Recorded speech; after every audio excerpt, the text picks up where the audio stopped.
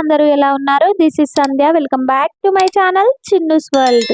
అందరికీ ముందుగా రాఖీ పండగ శుభాకాంక్షలండి. ఇక రాఖీ పండగ రోజైతే నేనైతే రెడీ అయిపోయాను. మా పిన్ని వాళ్ళ ఇంటికి వెళ్దామని చెప్పేసి అందరం కూడా రెడీ అయిపోయాం. అంతకుముందు 2 డేస్ నుంచే అమ్ములకైతే ఫుల్ ఫీవర్ వస్తుంది. హాస్పిటల్‌లో చూపించాము. చూపించి సిరప్స్ అయితే తీసుకొచ్చాము. అంతా నార్మల్ ఉంది అని చెప్పేసి అన్నారనమాట డాక్టర్ గారు. మళ్ళీ ఎగ్జాక్ట్‌గా రాఖీ పండుగ రోజే ఫుల్ అంటే ఫుల్ ఫీవర్ వచ్చిందండి. ఇక మళ్ళీ హాస్పిటల్‌కి తీసుకువెళ్ళాం. ఎందుకైనా మంచిది అని చెప్పేసి. హాస్పిటల్‌కి తీసుకువెళ్ళాక అక్కడ సార్ అన్నారు, "బ్లడ్ ఇన్ఫెక్షన్ ఉందమ్మా" అని చెప్పేసి అన్నారనమాట. మొన్న చూపించినప్పుడైతే అలా చెప్పలేదు. అంత నార్మల్ ఉంది అని చెప్పేసి అన్నారు. ఇక తర్వాత ఇలా జరిగింది. మేము హాస్పిటల్‌కి వెళ్ళే ముందే టెస్టులన్నీ కూడా చేయించుకొని వెళ్ళాము. మళ్ళీ హాస్పిటల్‌కి వెళ్ళిన తర్వాత టెస్టులు చేయించాలి అంటే టైం పడుతుంది కదా! అక్కడ చాలా సేపు అని చెప్పేసి ముందే టెస్టులు చేయించుకొని వెళ్ళాము. ఇక అక్కడికి వెళ్ళిన తర్వాత సార్‌కైతే చూపించాం కదా! సార్‌కు చూపించి బయటకి వచ్చామో లేదో ఫుల్ అంటే ఫుల్ ఫీవర్ వచ్చింది అమ్ములకి. ఇక మేము అమ్ములకి ఫీవర్ రాకపోతే మన్నెంపల్లికి వెళ్దాము అని చెప్పేసి అనుకున్నాము. అక్కడ మా పెద్ద బావగారి పిల్లలు, అలాగే మా చిన్న బావగారి పిల్లలు, మా మరిది వాళ్ళు అందరూ ఉంటారు కదా! అమ్ములు కడుతుంది వాళ్ళకి రాఖీలు వాళ్ళ అన్నయ్యలకి అని చెప్పేసి అనుకున్నాము. కానీ ఇక అమ్ములకి ఫుల్ ఫీవర్ రావడంతోని ఇక్కడే ఉన్నాం మేము. మా చిన్న బావగారు వాళ్ళు ఇక్కడే కరీంనగర్‌లో లోకల్‌లో ఉంటే, మా చిన్న బావగారు ఒక్కరొచ్చి రాఖీ అయితే కట్టించుకొని వెళ్లారన్నమాట మా అమ్ములతోని. ఇక అక్కడి నుంచి మేము డైరెక్ట్‌గా మా రూమ్‌కైతే వచ్చేసి అమ్ములనైతే పడుకోబెట్టేసాను. చాలా అంటే చాలా ఫీవర్ అసలు. ఆ రోజు అలా అవుతుంది అని చెప్పేసి అస్సలు ఎక్స్‌పెక్ట్ చేయలేదు నేను. నేను కూడా వెళ్ళలేదు మా తమ్మునికి రాఖీ కడదామని చెప్పేసి. మేము హాస్పిటల్ నుంచి ఇంటికి రాగానే అమ్ముల తల్లికైతే డ్రెస్ అయితే చేంజ్ చేశాను నేను. ఇక తీసుకొచ్చిన సిరప్స్ వేసి పడుకోబెట్టేసాను. ఆ సిరప్స్ కూడా వామిటింగ్ చేసుకుంది. అలాగే ఒక ఓఆర్ఎస్ అయినా తాగిపించండి అని చెప్పేసి అన్నారు డాక్టర్ గారు. అది కూడా తాగిపించేసాను. అది కూడా వామిటింగ్ చేసుకుంది. ఇక డ్రెస్ చేంజ్ చేసి తనకు కొంచెం రెస్ట్ ఇచ్చేసి పడుకోబెట్టేసాననమాట. పడుకొని లేసిన తర్వాత ఇక ఇక్కడ రాఖీలైతే కట్టిపిస్తున్నాను. మార్నింగే కట్టిపిద్దామని చెప్పేసి అనుకున్నాను నేను రాఖీలు. ఇక ఒకటి తర్వాత కట్టాలి అని చెప్పేసి అన్నారు కదా! అందుకని చెప్పేసి ఆగాను. ఇక ఇక్కడ చూడండి మా అమ్ములైతే చాలా అంటే చాలా ఏడుస్తుంది. తనకు ఓపిక కూడా లేదు పాపం. ఏం తిన్నా కూడా వామిటింగ్ చేసుకుంటుంది కాబట్టి మొత్తమే ఓపిక లేకుండా అయిపోయింది. ఇక ఎగ్జాక్ట్‌గా మేము హాస్పిటల్‌కి వెళ్ళి ఇంటికి వచ్చే వరకు కూడా అదే టైం అయిందనమాట. ఆఫ్టర్‌నూన్ 2 అలా అయింది టైము. హాస్పిటల్ నుంచి వచ్చి కాసేపు రెస్ట్ తీసుకోవడం అయిపోయిన తర్వాత ఇక రాఖీలు కట్టిపించి అప్పుడు వంట చేసుకొని తిన్నాం మేము. ఇక తినేసరికి 3:30 అలా అయిపోయింది టైము. చాలా ఓవర్ అయిపోయింది. అసలు మేము మార్నింగ్ కూడా ఏం తినలేదు. ఓన్లీ ఒక టీ తాగి వెళ్ళాము హాస్పిటల్‌కి అంతే. మా ఆయన ఆ రోజు లీవ్ తీసుకున్నారు కాబట్టి సరిపోయింది. లేకపోతే చాలా అంటే చాలా ఇబ్బంది అవుతుండే నాకొక్కదానికి మా పాపను చూసుకోవడం. పాపను ఒక్కదాన్నైతే చూసుకుంటాను. ఇబ్బందేం ఉండదు. కానీ బాబు కూడా ఉన్నాడు కాబట్టి ఇద్దరితోని చాలా అంటే చాలా ఇబ్బంది అవుతుండే. ఇక అదే రోజు నైట్ ఇక మా చిన్నుకి కూడా ఫుల్ అంటే ఫుల్ ఫీవర్ వచ్చింది. ఇక నెక్స్ట్ డే వాడిని కూడా స్కూల్‌కైతే పంపించలేదు. ఒకటే దగ్గు, ఒకటే జ్వరం అన్నమాట. ఇక రాఖీ పండుగ రోజు చాలా స్వీట్స్ తిన్నాడు వాడు. మా ఆడపడుచు వాళ్ళు వచ్చారు రాఖీ కట్టడానికి. ఇక స్వీట్స్ ఎక్కువైనాయి. ఫుల్ దగ్గులేసింది. అందులోనే జ్వరం వచ్చింది. ఇక అందుకని చెప్పేసి మార్నింగ్ వాడిని కూడా స్కూల్‌కి పంపించలేదు. స్వీట్స్ అనే కాదు మా చిన్నుకి ఫ్రూట్స్ కూడా ఏం పడడం లేదు. అంతకుముందు దానిమ్మకాయ గింజలు పెట్టేదాన్ని స్నాక్స్‌కి, స్కూల్‌కి. అలాగే యాపిల్ కూడా పెట్టేదాన్ని. యాపిల్ తిన్నా దగ్గొస్తుంది. అలాగే దానిమ్మకాయ గింజలు తిన్నా దగ్గొస్తుంది.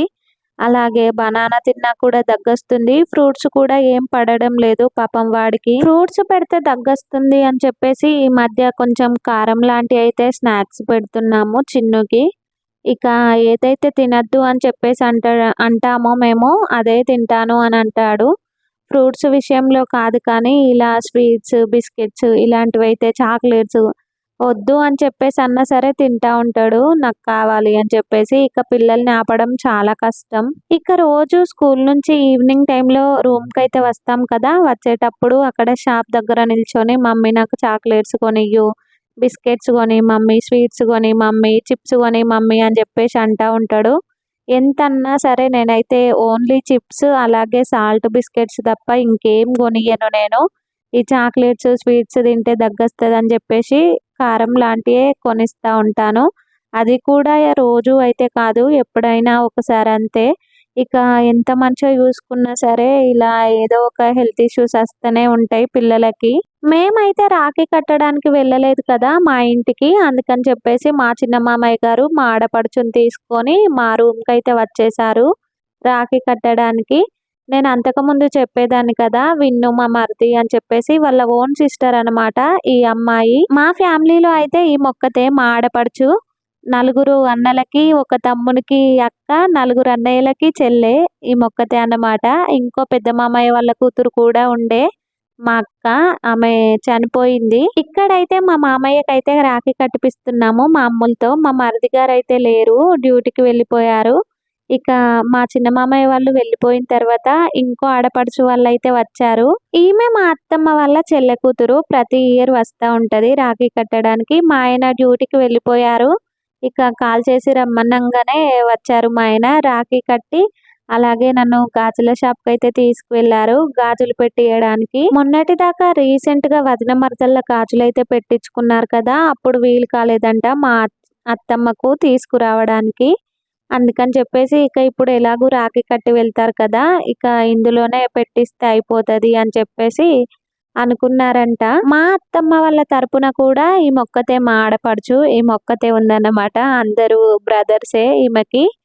ఇక రాఖీ రేపనంగా వచ్చారు, రాఖీకి ఒక రోజు ముందే వచ్చారనమాట. ఇక్కడ మా ఆయన కట్నం పెట్టి కాళ్ళు అయితే మొక్కుతున్నారు. ఇక నాకు గాజులు అయితే పెట్టించారు కదా, ఇక నేను డ్రెస్ తీసుకుంటా అని చెప్పేసి చెప్పానన్నమాట. ఇక ఈ ఇయర్ సెలబ్రేషన్స్ అయితే ఇలా జరిగాయి రాఖీ సెలబ్రేషన్స్. మా అమ్ముల తల్లికి ఇలా జ్వరం వస్తుందని అస్సలు ఎక్స్పెక్ట్ చేయలేదు నేను. జ్వరం వచ్చినా సరే వెళ్ళొచ్చు, కానీ నేను వెళ్ళలేదు మేము. ఎందుకంటే ప్రయాణం అంత మంచిది కాదు, జ్వరం వచ్చింది కదా పాపకి, పాపని తీసుకొని వెళ్ళడం అస్సలు మాకు వెళ్ళాలనిపించలేదు. నెక్స్ట్ ఇయర్ అయినా కట్టుకోవచ్చు రాఖీ, అంతేకాని మా పాప క్యూర్ అయితే అంతే చాలు అని చెప్పేసి ఇక మేము ఇంట్లోనే ఉండాల్సి వచ్చింది. ఇక ప్రతిదీ వీడియోలో నేనైతే క్యాప్చర్ చేయలేదు, ఎందుకంటే మా అమ్ముల తల్లికి జ్వరం వచ్చింది కదా, మా ఆయన ఎత్తుకున్నారు కాబట్టి ఇవి కొన్ని కొన్ని క్లిప్స్ అయితే తీసాను నేను అంతే. మా అత్తమ్మ వాళ్ళు రాఖీ పండగకి ఒక రోజు ముందే వచ్చారు అని చెప్పేసి అన్నాను కదా నేను. అంతకు ముందు రోజు నుంచే మా అమ్ముల తల్లికి ఫీవర్ అయితే స్టార్ట్ అయింది. హాస్పిటల్లో చూపించాము, ఇక సిరప్స్ అయితే వేస్తున్నాను నేను. వేసినంతసేపే తగ్గింది ఫీవర్, తర్వాతనైతే మళ్ళీ అలానే ఫీవర్ రావడం అయితే స్టార్ట్ అయిపోయింది. ఇక వాళ్ళు ఉన్నంతసేపు మా అమ్ముల తల్లి కొంచెం బాగానే ఆడుకుంది, ఇక మా ఆడపడుచుతోని మంచిగానే ఆడుకుంది ఉన్నంతసేపు, వాళ్ళు ఉన్నంతసేపు. తర్వాత స్టార్ట్ అయింది, ఇక ఆ రోజు నైట్ అంతా కూడా అస్సలు నిద్ర లేదు. ఇక తెల్లారేసరికి కూడా కొంచెం యాక్టివ్గానే ఉంది. ఇక ఏమంట మేము రాఖీకి వెళ్దాము అని చెప్పేసి రెడీ అయ్యాము, అప్పుడు స్టార్ట్ అయిపోయింది ఫీవర్. ఇక ఇలా అయితే కష్టం అని చెప్పేసి హాస్పిటల్కి అయితే తీసుకువెళ్లాల్సి వచ్చింది. ఇక డాక్టర్ గారు అయితే బ్లడ్ ఇన్ఫెక్షన్ అని చెప్పేసి అన్నారు. ఇక ఇలా జరిగాయన్నమాట ఈ ఇయర్ రాఖీ సెలబ్రేషన్స్ అయితే. ఎవరైనా మన ఛానల్ ని కొత్తగా చూసే వాళ్ళైతే మన ఛానల్ ని సబ్స్క్రైబ్ చేసుకోండి, లైక్ చేయండి, షేర్ చేయండి, కామెంట్ కూడా చేయండి. పక్కన బెల్ ఐకాన్ ఉంటుంది, దాన్ని క్లిక్ చేయండి. నేను పెట్టే ప్రతి ఒక్క వీడియో మీకు నోటిఫికేషన్ రూపంలోనైతే వచ్చేస్తుంది. ఈ వీడియో మీకు ఎలా అనిపించింది అనేది అయితే నాకు తప్పకుండా కామెంట్ సెక్షన్లో కామెంట్ చేయండి. మరిన్ని మంచి వీడియోలతో మళ్ళీ మీ ముందుకు వస్తాను. సైనింగ్ ఆఫ్ మీ సంధ్య. Bye bye. సబ్స్క్రైబ్ చేసుకోండి. Bye bye.